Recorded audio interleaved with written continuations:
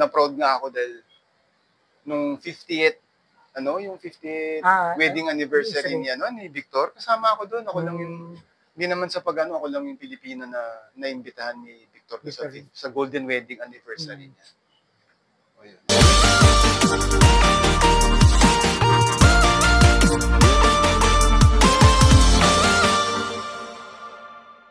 Enjoy watching episode 4 of the night series with Thurgy Celis. Please like and subscribe to Callahan Loft TV. Thanks for the support. Yung pagkakarera ko ng Kalapate, ano lang yan?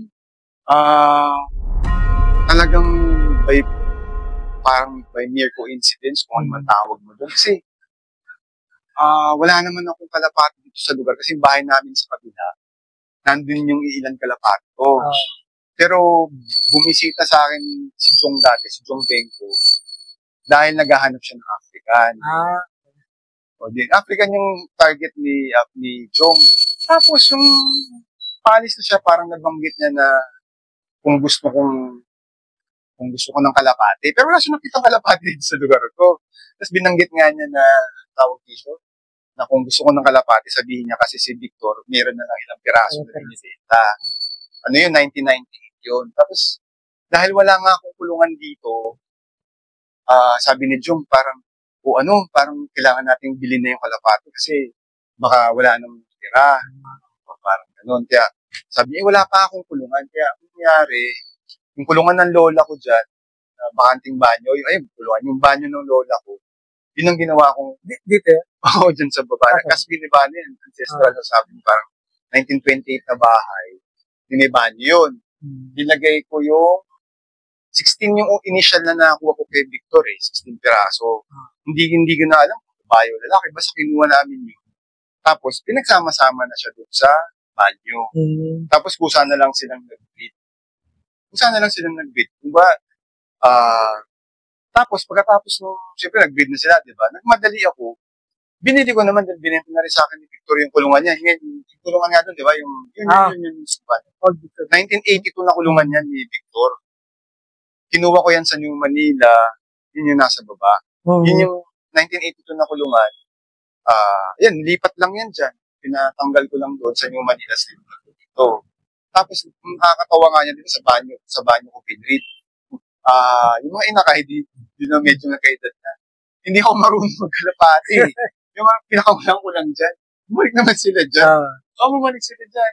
Tapos, ang sabihin ko, yung nagkaroon kami ng close relation ni Victor, kasi sabi niya, meron pa akong mga ibon na nasa labas. Kasi yung 16, wala na yun. Sinimot na yung kulungan niya. Meron siya ilang piraso na nasa labas. Sa akin niya rin lahat din na. Okay.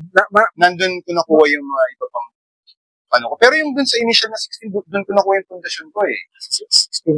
Sa 16 na una. Pero dun sa marami rin ako nakuha na magagaling. Na, yun nga, parang halos 10 ata na pakinabaho na sobrang gagaling. Yun talaga ang yung foundation mo. Kasi 30 plus yung nakuha ko ng Kalapate sa kanya eh. Tapos yun nga, bumana agad. Tapos bukod pa nga doon,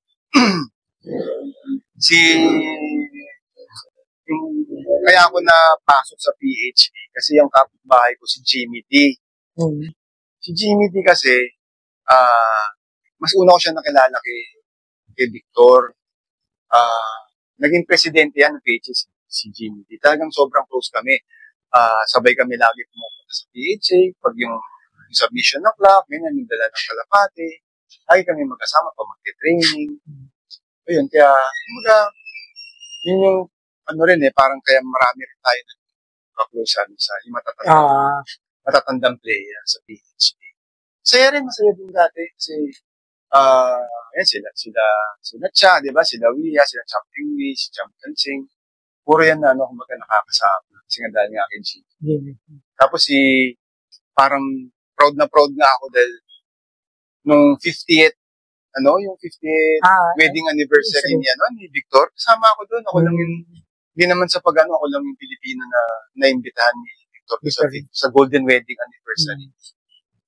Nakakatuwa din kasi di ba kahit Kalapate lang, di ba parang naimbitahan ako ni Victor. Ayun. So, sunod na natin dito ko na lang tatapusin yung video. Abangan nyo po mga kalapatids yung serye na gagawin namin. Yung topic namin is about sa loop. So sana supportahan nyo po. At huwag nyo pong kalimutan mag-like and subscribe sa Kalihan Loop TV. Maraming salamat po. Ang vlog na ito ay handog ng Metro Cafe. Located po sila sa ground floor, MetLife, Gustado Macapagal Boulevard, Corner Egsa Extension, Pasay City. Maganda po ang lugar nito dahil meron po silang live bands dito at ito rin po ang favorite hangout place ni Mr. Ted Giselis tuwing Tuesday night. Ano pa po ang hinihintay nyo? Punta na po kayo sa Metro Cafe. Maraming salamat po sa inyong panonood.